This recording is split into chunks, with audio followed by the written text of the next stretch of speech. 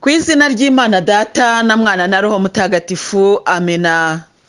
Gira amahoro ya Kristo umuvandimwe. Twifashishije igitabo cy'umuhanuzi Amosi, twasanze Uhoraho atubwira ijambo ryitwa guhinduka. Guhinduka rero bifite icyo biturebaho, kandi twasanze ko iryo hinduka ribwirwa cyane abana ba Isiraheli. Ejo twaje gusanga ko abana ba Isiraheli ari batwebwe, akaba ari natwe dusabwa guhinduka. Iri jambo ryo guhinduka rero, nk'uko Amosi yabibwiraga umuryango wa Isiraheli, hari impamvu uyu muryango ari ubwirwa guhinduka. Nuko uyu muryango ari wo Imana yihitiyemo ikawugira umuryango wayo mu yandi mahanga.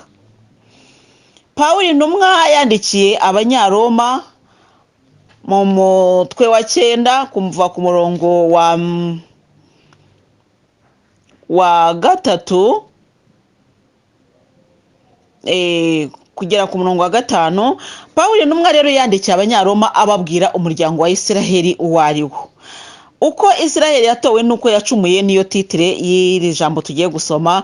Hanyuma ku murongo wa 3 aravuga ati, kaduhere ku murongo wa 1, aravuga ngo ndavuga ukuri muri Kristo rwose simbeshya. Icyemezo ndagitangana umutima nama wanjye muri Roho Mutagatifu. Aya magambo impamvu bibaye ngombwa ko tuyasomaho na irahari. Maze iminsi nkubwira nti Imana yohereje ijwi ry'ubuhanuzi, yohereje umuhanuzi kugira ngo akubwire. Birashoboka wenda ko waba waravuze uti nukubera iki uyu muhanuzi yivuze. Birakwiriye ko umuntu akubwira impamvu akubwira niyi. Ntago nduwitumirije, ni nabyo Pawulo avuga ati ndavuga ukuri muri Kristo rwose simbeshya. Hari impamvu haleluya ya magambo Pawulo yayavuze. Haleluya. Abahanuzi bagerwa amajanja, abahanuzi barapingwa cyane, akaba ari nayo mpamvu avuga ati simbeshya. Haleluya, simbeshya. Mu by'ukuri ni ugushaka gushimangira haleluya ko icyazanye Pawulo muri ubu butumwa atari ukubeshya. Haleluya. Kandi Pawulo akongera akagaruka ku ijambo ryitwa umutimanama. Mu minsi ishize twavuze ko tugiye gukurikira ijwi ry'umutimanama wacu. Uyu mutimanama rero ufite inama zikomeye utugira. Ubwo rero aya magambo ari no muri Bibiliya. Pawulo rero akagira inama abantu avuga ati simbeshya, kandi nkoresheje umutimanama wanjye muri Roho Mutagatifu. Akavuga ati mfite agahinda kenshi n'intimba inshengura umutima ubutitsa. Pawulo arababaye, ababajwe n'Abayisiraheli bari kugenda bata ubutorwe. Haleluya. Noneho Pawulo aravuga ngo koko rero nakwiyifuriza kuba ikivume jewe ubwanjye, ngatandukana na Kristo, nigurana abavandimwe banjye dusangiye ubwoko kubw'umubiri ari bo Bayisiraheli. Ni ukuvuga ngo ahangaha Pawulo icyo avuga ni iki? Kuba ikivuma agatandukana na Kristo ni nko kuvuga ati njyewe nakwemera kukwigurana, nakwemera kubabara ariko wowe ugakira. Nicyo Pawulo avuga. Akemera kuba ikivume, akemera kuba wenda mubi. Mbese ni nko kuvuga ati njyewe nakwemera umubabaro ariko wowe ugakira, kuko uri uwo mu bwoko bwa Isiraheli. Ubwo bwoko rero bwa Isiraheli nibo batowe. Haleluya. Niba Imana yatoye, niba Imana yatoranyije mu yandi mahanga, haleluya, ibagira ubwoko bwayo. Nibo batowe, bahabwa ikuzo n'amasezerano. Abo nyine uko Imana yakabahamagaye, nk'uko Pawulo abivuga, nyine yarabahamagaye mu ikuzo dutegereje. Abo bahamagawe kandi nibo bagenerwa murageni, nabo bagenewe iryo kuzo. Noneho yarabahamagaye rero, amaze kubahamagara abaha ikuzo n'amasezerano, amategeko, imihango n'ubuhanuzi. Haleluya. Yabahaye amategeko yayo, irababwira iti muzajya mugenda gutya. Imihango, haleluya, irababwira iti nibiba byagenze gutya, hari icyo mwankosherejeho, niba se mushaka gutura ibitambo ibi nibi, mujye mubigenza gutyo. Rero nibyo bita imihango. nko mu misa kuriya bakora babyita imihango ya liturujia. Umuhango wa liturujia kumenya ko bari uko bashyingura cyangwa se mu misa bakamenya ko bakurikiranye ibice bya misa. Burya n'umuhango wa liturujia birya ni imihango yatanzwe n'Imana. Imana iravuga iti kugira ngo dusabane neza mu buryo bwo gusenga mujye musenga gutya, mujye mubigenza gutya. Iyo niyo bita imihango. Iyo mihango Nyagasani nayo yarayitanga. Bivuga ngo Isiraheli ntiyiyoboye kuko Imana yarayitoye, irangije iyiha amabwiriza, iyiha amategeko, iyiha amasezerano. Iravuga iti nimugenda neza bizagenda gutya, nimunkorera neza nanjye nzagira gutya, nzakomeza mbarwanirire, muzabihanga ryanjye nanjye nzaba Imana yanyu. Ni amasezerano. N'ubuhanuzi rero, haleluya, hari impamvu ubuhanuzi bukomeza kugaruka mu muryango wa Isiraheli ari wo turimo, kuko ari twe tubwirwa guhinduka. Impamvu rero nayo irahari. Uhoraho amaze kudutora yaduhaye amasezerano, aduha byose, ariko aduha n'ubuhanuzi. Bityo rero twebwe abatowe, ndavuga groupe nsengeramo, twitwa abatowe.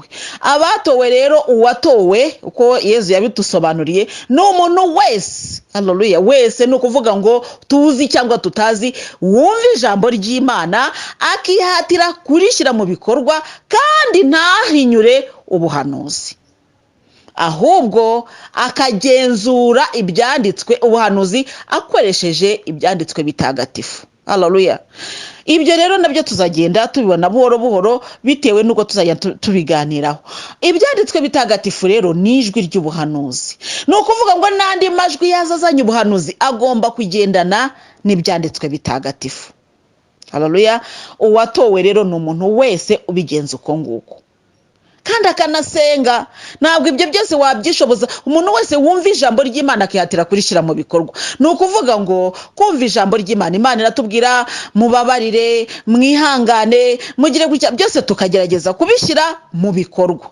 Ni ukuvuga ngo narabyumvise ariko sinabiryamishije, ahubwo nagerageje kubishyira mu bikorwa. Kandi Imana yakohereza umuntu akavuga ati ngutumweho ndi umuhanuzi, simuhinyure, ahubwo nkihatira kumva ese ubu buhanuzi koko nibwo nkahita mfata bwa buhanuzi aho kubujugunya nka babandi babufata bwose ari ubwiza ari n'ububi bwose bakajugunya, ahubwo ngiye nkabufata nkabanza nkabuyungururisha ibyanditswe bitagatifu.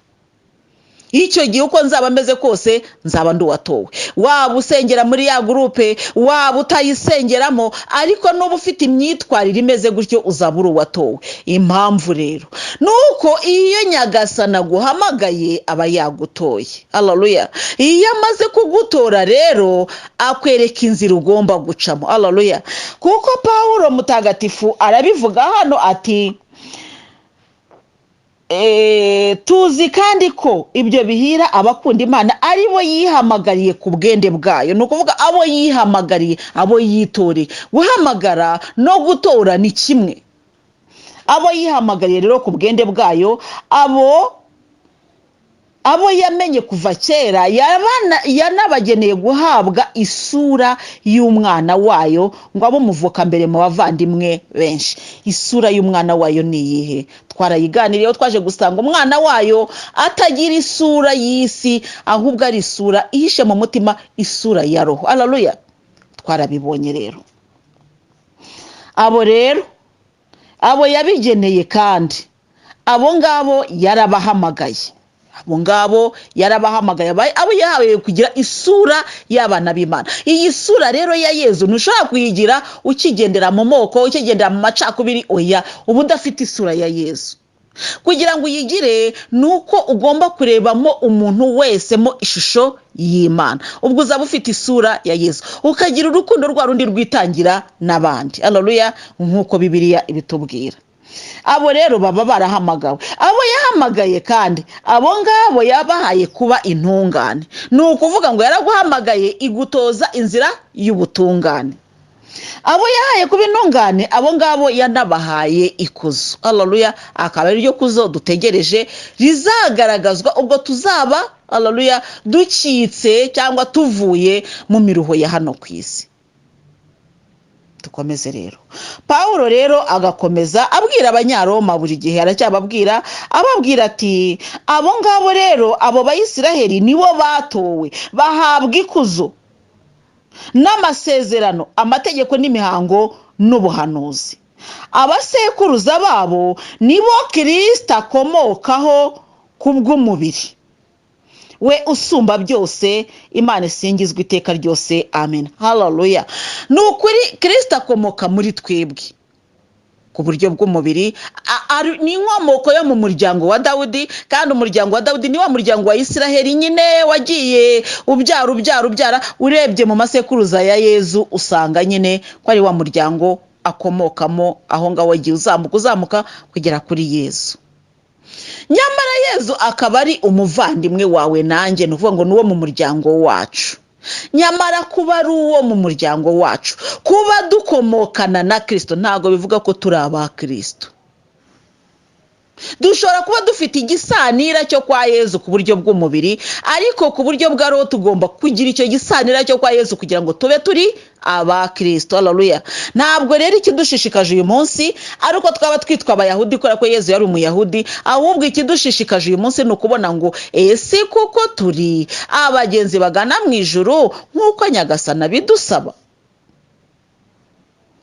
Nuko rero ijambo ry'Imana rikavuga ngo nyamara ariko ijambo ry'Imana ntiryapfuye ubusa. Koko rero abakomoka kuri Isiraheli siko bose ari Isiraheli y'ukuri. Nibyo nakubwiraga muvandimwe ugana mu ijuru, birashoboka ko waba ukomoka kuri Dawudi ariko utari uwa Dawudi. Haleluya. Ukaba uri umukristo gatolika, ariko warabatirijwe muri gatolika ariko utari umukristo, utari umugenzi ugana mu ijuru, kandi abo ngabo bariho.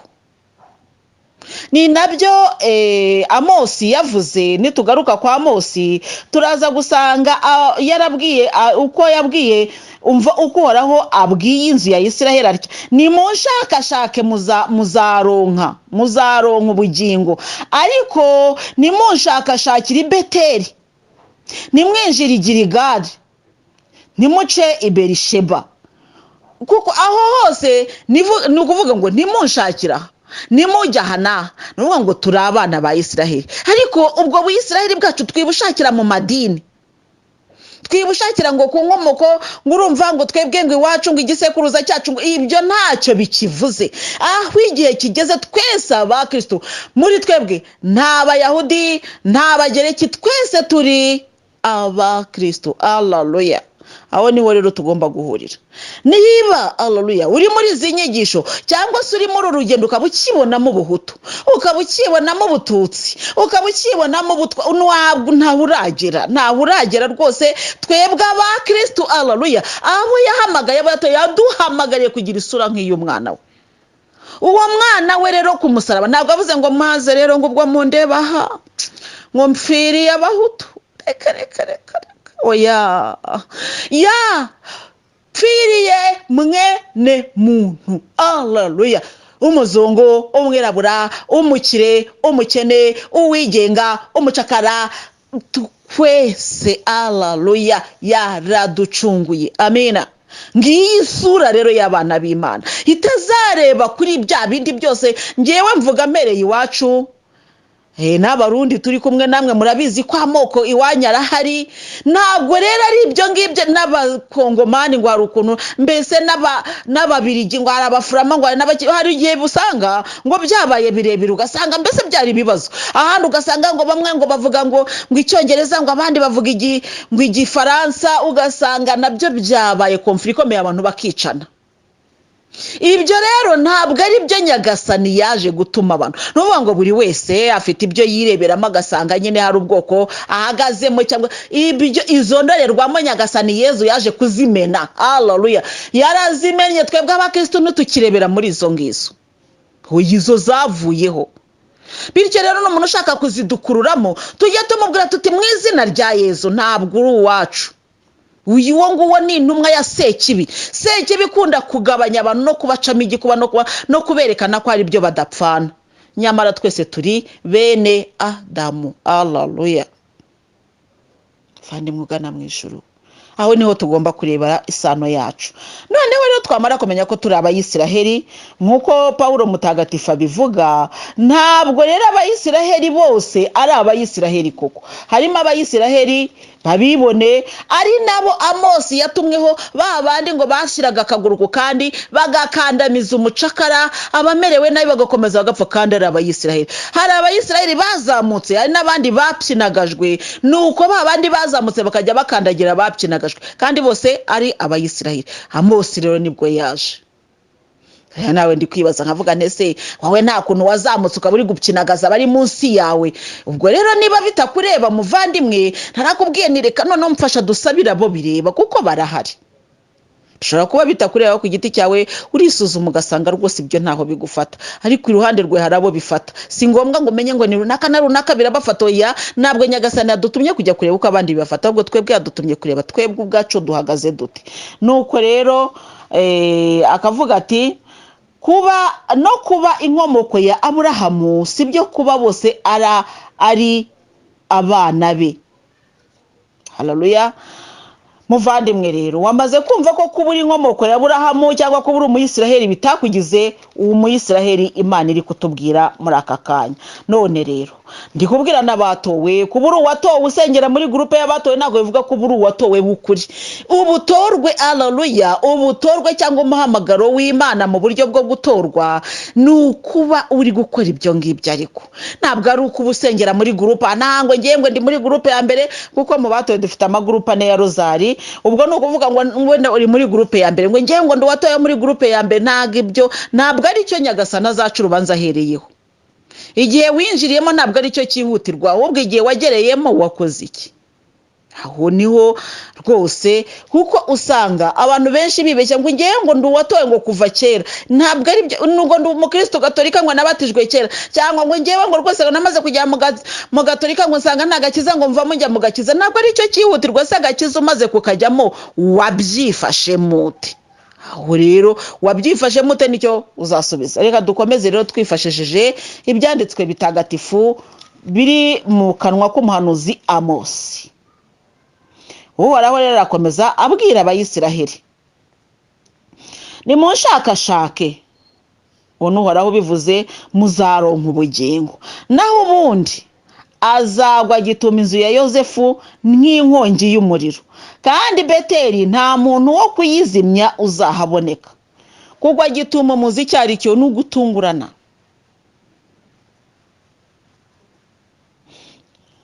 Ni ugutungurwa.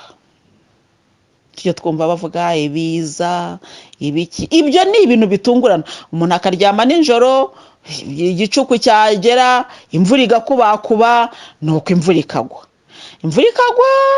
ikagwa cyane, nuko wenda hakaza isuri cyangwa se bya bindi bigatwara inzu, ukajya kubona ukabona abantu baryamye nijoro bazi ngo bari buramuke, bukajya mu gitondo bapfuye, imvura yabahitanye, imyuzure se, imiyaga se. Ibyo byose ni ibintu bita ibiza, ibintu bitungurana.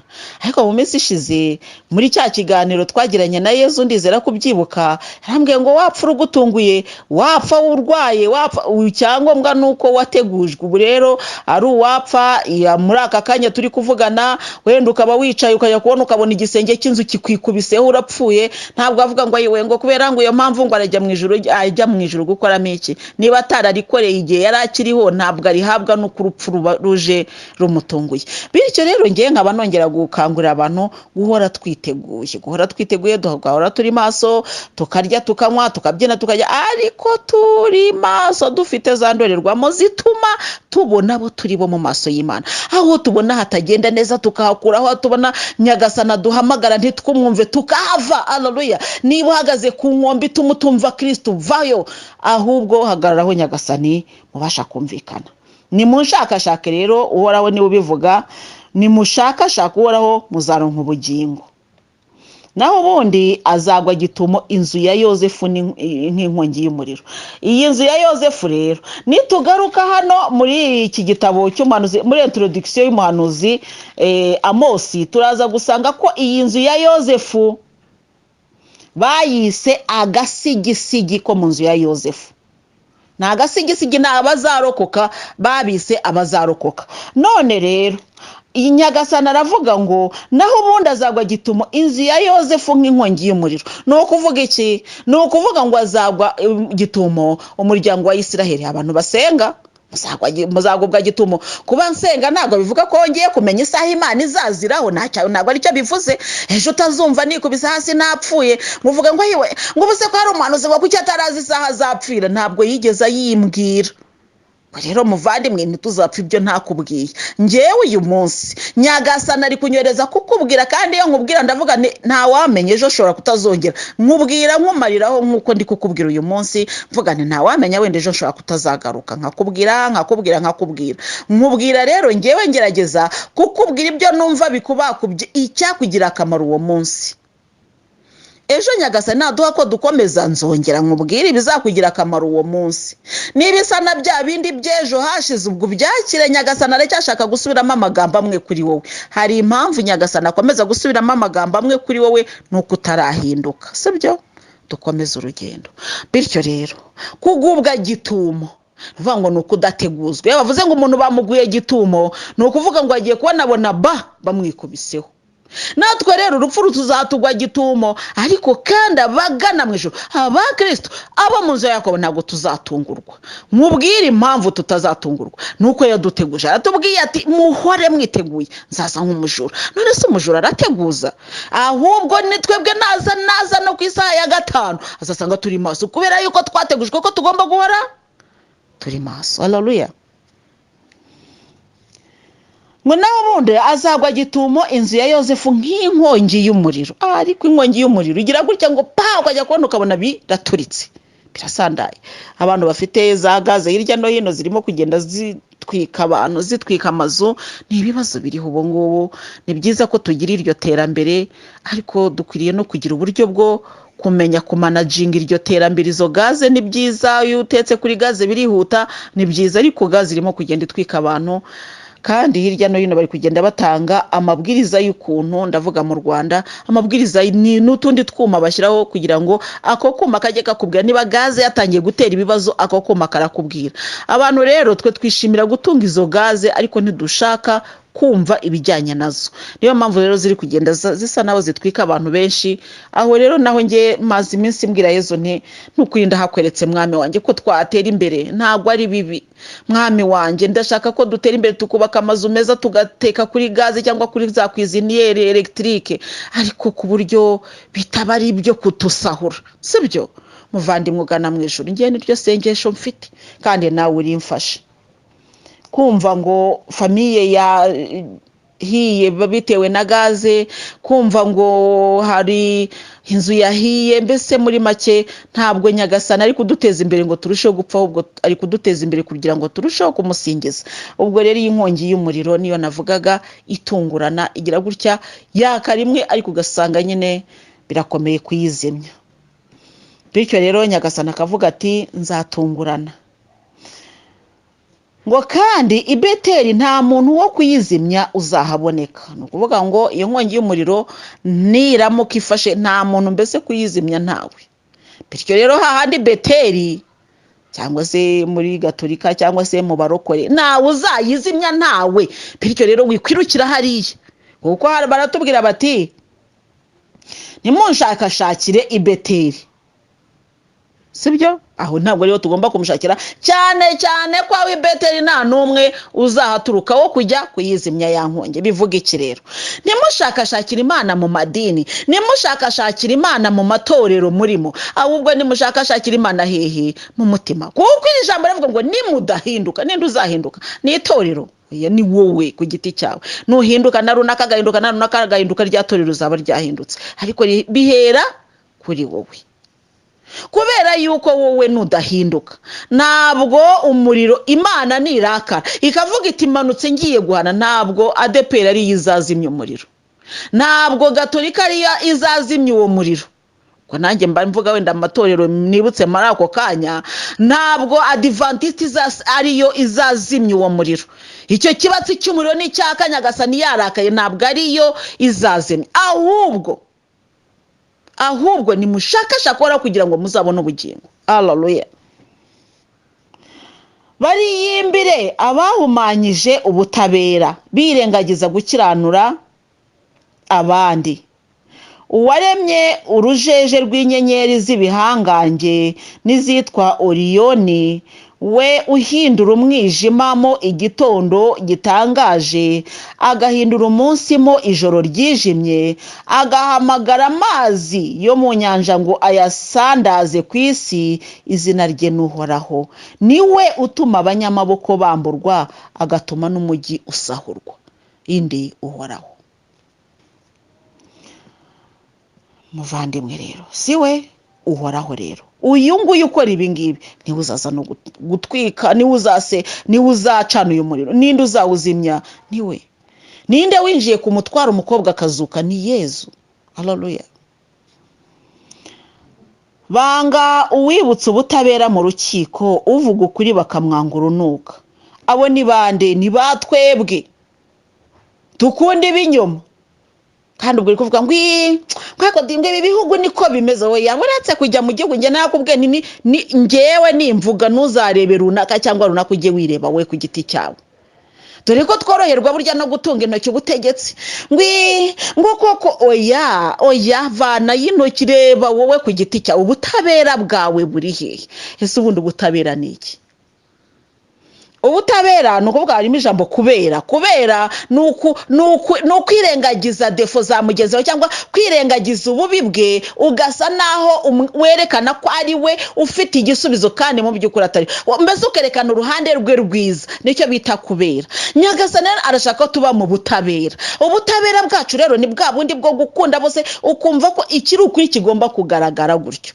None rero urubanza rubaye hagati y'umwana wawe n'umuturanyi. Uzahagarara koko mu butabera uvuga uti umwana wanjye ari mu makosa cyangwa oya umwana wanjye baramubeshyera? Hari ababyeyi bakunda kuvuga baramubeshyera. Oya, buretse kuvuga ngo baramubeshyera. Kandi abantu benshi nuko tubaye turashaka mbese ko icyaha gihama abandi, ariko twebwe rwose turabere. Bana bivuga bikwerekeye ukumva ko wowe bitakureba, ugahita wirebera hirya uti ntabwo ari ngewe. Nawe ntabwo uri gukoresha ubutabera. Ubutabera rero Nyagasani ari kuvuga ahangaha, aravuga ngo bariyimbira bahumanyije ubutabera birengagiza gukiranura abandi. Abo ni bande rero? Rahira ko nawe utabarimo. Abantu bafitanye ikibazo urabizi, ariko uri ntiteranya. Oya, ariko runaka burya ni undihira minerivare, burya mvuze ko nuriya mwana wo kwa runaka ari we wamukubise urushyi, ngewe bwo minerivare nayibura. Wabaye ntiteranya. Uriyimbire iyo bavuga rero ngo uriyimbire, ni nko kuvuga ngo uragowe. Uritonde kuko nakaga kakuriho. Warabimenye, wamenye ko runaka ari kurenganya runaka. Urabizi ko muri famiye yo kwa runaka hari ibibazo ibi nibi bitewe na runaka waje kukubitsa ibanga rye. Umugore agiye gusambana akaza akakubwira ati waruzi n'ikindi, ngewe mfite inshoreke. Nuko urugo rukaba ruri gushya uri kurureba. Ngo sinabivuga ngo urumva. Oya, uritonde. Urwo rubanza rw'urwo rugo nawe uzaruhagaramo mu bantu ntawe ukuzi, ariko imbere y'Imana urazwi. Warebeye biri gushya uracece kuryumaho. Hari ingwe nyinshi ziri gushya abantu bicecekeye. Iba ntiteranya, nawe uri ntiteranya mu buryo bwawe. Mu kazi ukora uri ntiteranya. Ngewe ndabizi rwose uriya muntu rwose n'umushahara bamuhaye si, ariko sinabivuga. Barahira kutabaye sinabivuga. Wenda reka kujya kubivuga ku karubanda, ariko gira inzira ubicishamo kandi uvuga uti nk'ibyo ni nko Paulo mutagatifu yavuze ati nakwemera no kwitwa ikivume. Haleluya. Nakwemera no kwitwa ikivume ariko ubwoko bwa Isiraheli bugakizwa. Nawe emera izanyungu wari ufite hantu ziburi, zirabura. Hahandi nyine wari ufite ubutoni bukabura. Hari n'igihe biba ngombwa ko bakwirukana mu kazi ko wavugishije ukuri, ariko ni mu kazi ko mwisi mu ijuru bazakugororera. Ubu butabera ntabwo bukureba kweri. Ubu koko iyo tureba ubutabera tukavuga ngo inkiko urukiko ruruta wowe nuruhe. Reka tugaruke mu butabera bwacu ngewe bwanjye ku giti cyanjye cyangwa bwawe ku giti cyawe. Ndareba umuntu narangiza nkavuga ko rwose nta jambo ryiza umuhutu oya nta jambo nta buhanuzi bwaturuka ku muhutu n'abantu bagira inda nini burya niko babaye ubwo byarangiye rega abahutu bose wabagize abanyenda abatutsi niko babaye oya nta bwenge bundi bagira burya n'abantu b'indyarya n'abantu bagize gutya ukavuga ubwo erega abatutsi bose urabarambitse hakaza abatwa abatwa nta bwenge bagira nta bundi bwenge bagira burya abatwa n'abantu bakunda kurya gusa mbese n'abantu kabavuga bibi warangiza ukarambika hariya ubwo ubutabera bwawe nubwo ngubwo nta muhutu mu maso yawe nta mututsi mu maso yawe nta mutwa mu maso yawe ubwo wenda iyo uri umuhutu ubona ko abatutsi n'abatwa ari babi waba uri umututsi ukabona ko abatwa n'abahutu ari babi waba uri umutwe ukabona ko abatutsi n'abahutu ari babi ubwo mbese muri make nge nabwiraga abagifite ibyo bintu ko impamvu mbivuga nuko nzi ko hari ababa bakibifite kandi Yesu haleluya yaradusanze mu isengesho muri 2003 muri Saint Paul muri chapelle Saint Paul avuga tumva rero mbiyamye kandi nkomeje mbirahije umusaraba wanjye nta muntu ufite amoko mu mutima uzajya mu bwami bw'ijuru yarabitubwiye arakomeza arabitwigisha bigeze mu mwaka wa 2008 Yesu arazavuga tumva abana banjye aho nabigishirije mbabwira ngo mureke amoko mbabwira noneho mbivuze ubwanyuma umuntu udashaka kurekura icyo kintu ndamwirukanye kuko barasohotse arabasohotse kuko kandi kuko narababonye ariko n'uyu munsi baracyayafite hari abantu basenga ariko bagasengera kuri ako kantu gasanga kabaye nk'akantu umuntu akenyereyeho ako rero haleluya roho mutagatifu y'umusarambira ngo ngubwire ngo gakenyura ukajugunye ako ni kabi hari umuhanuzi numvise avuga ukuntu Imana yamweretse mbere ya jenoside rwose Imana ngo imwereka haje amashyaka ariko ngo abona ko umuntu wese ufite ikarita y'ishyaka ngo ari nk'umuzimu umudayimone acumbikiye mu nzu abwirwa kujya kubwira abantu ati mujugunya ayo makarita kuko n'uyifite rwose n'umudayimone acumbikiye mu nzu ntabwo bigeze bamwe ntibabijugunye cyangwa se barabijugunye ku buryo bw'umubiri ariko babibika mu mitima ariko icyakurikiyeho ni nacyo uwo muhanuzi Imana yari yamweretse kigiye gukurikira ibyo bintu nicyo ngicyo ni inzangano za zindi zigera naho ufata umuntu muturanye umwana wawe umugore wawe umugabo wawe wowe ubwawe ukamwiyicira numva ko biba bigeze habi cyane uyu munsi rero leta igerageza kubitwigisha mbese bakora ibishoboka byose ariko buriya leta sinjya nyirenganya ubwira umuntu ariko ntushobora guhinduka we oya uramubwira ukamubwira uti reka ibigira gutya ariko ntiwahinduka we ngo bimukorere uyu munsi rero leta yaravuze kiliziya yaravuze none mana data mana mwana mana roho mutagatifu bari kohereza abahanuzi banyuranye haleluya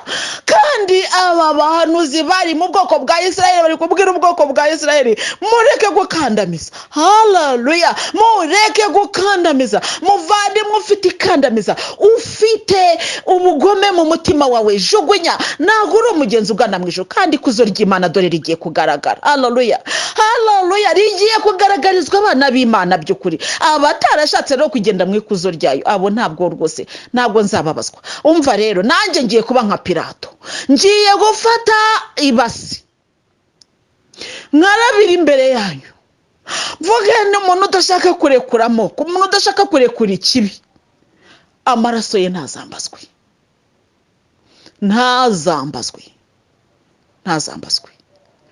ndumva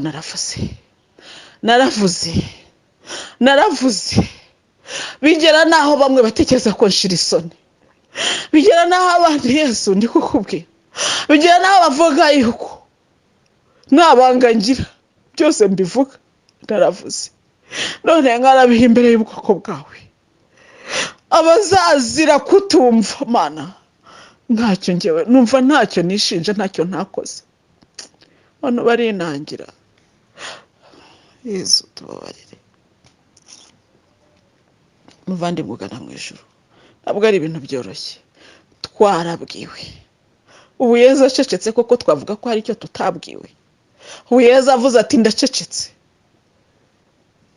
ubu wavuga ko hari icyo utamenye waramenye ariko warinaniwe aho igihe kigeze mu ijwi rigufi ry'ubuhanuzi mfite ntabwo ngitarire ariko ntirireshya ry'abandi ariko uko rireshya kose reka nkubwire ryakugezeho uko ryaba rireshya kose ryakugezeho kandi warabwiwe iri ni ijwi ry'ubuhanuzi, iri ni ijwi ry'ubuhanuzi, iri ni ijwi ry'ubuhanuzi. Uhoraho abwiye inzu ya Isiraheli atya: nimunshakashake muzaronka ubugingo. Bari imbere bahumanyije ubutabera birengagiza gukiranura abandi.